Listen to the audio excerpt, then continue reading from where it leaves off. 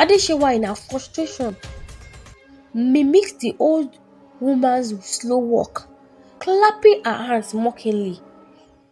Then, in a fit of impatience, she pushes the old woman slightly, causing her to stumble onto the grass beside the road.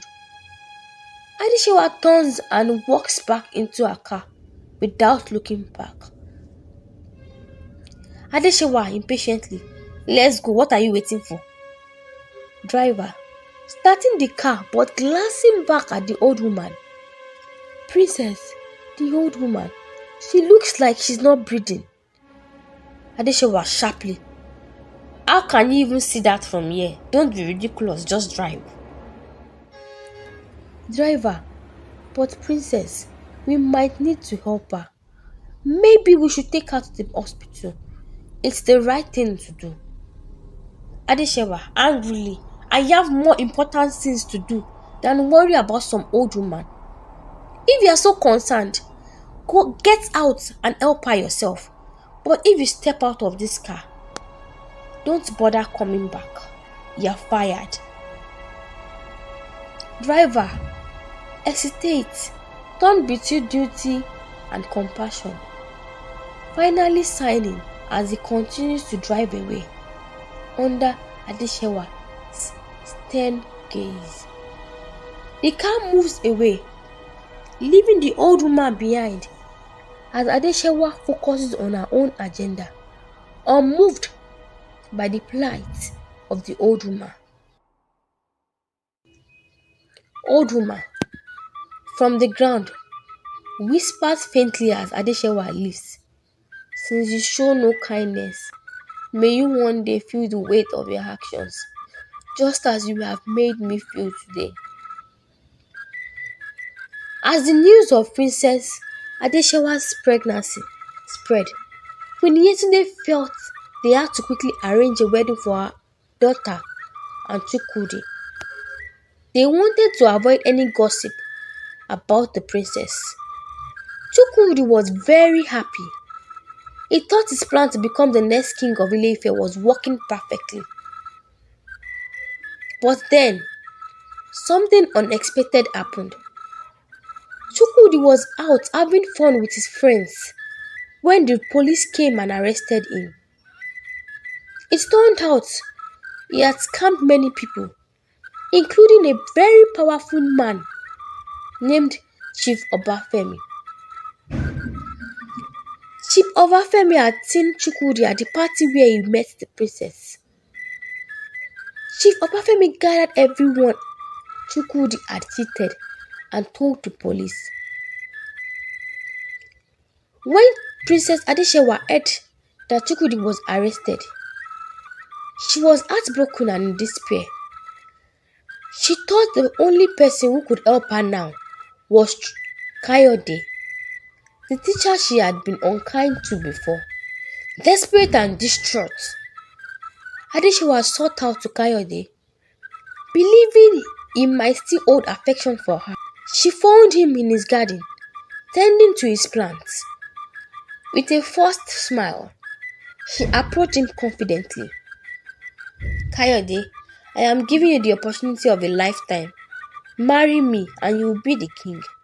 "It's an offer one can hardly refuse," she proposed, hoping to allure him with the prospect of royalty.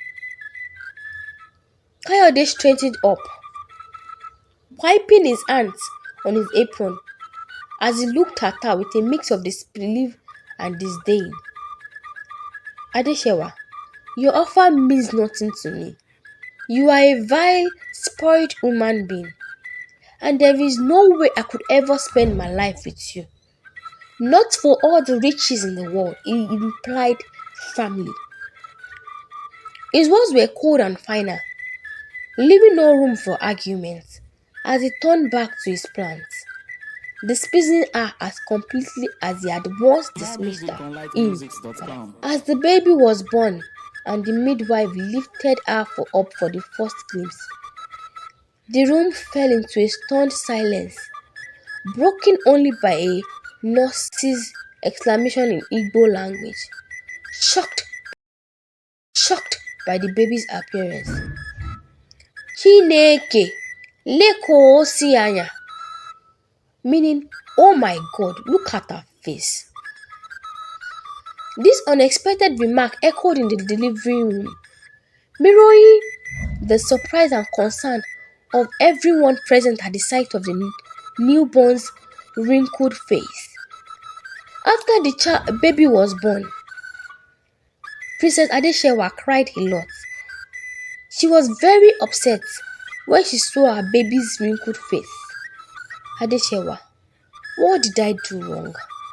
Why did this happen to my baby? She didn't want to hold her baby.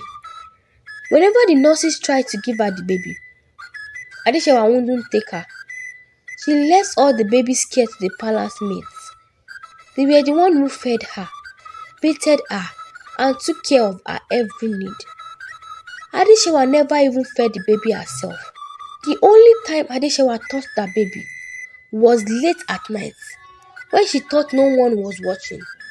She would take her baby out and leave her somewhere, hoping someone else would find her. Sometimes, she left the baby near the forest, and other times by the river.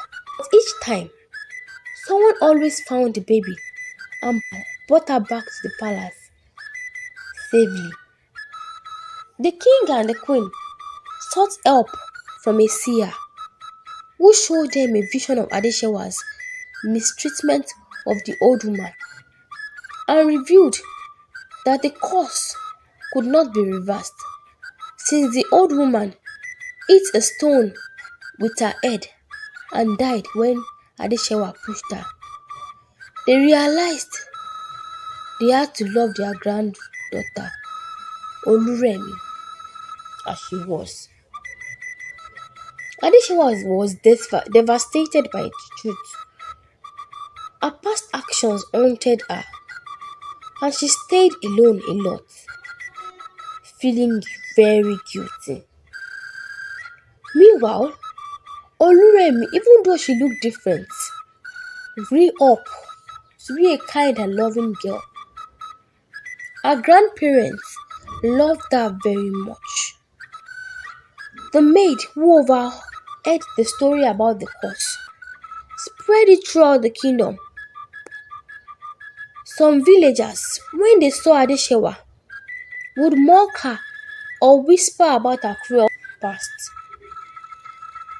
Overwhelmed by guilt and public scorn, Adeshewa's health deteriorated.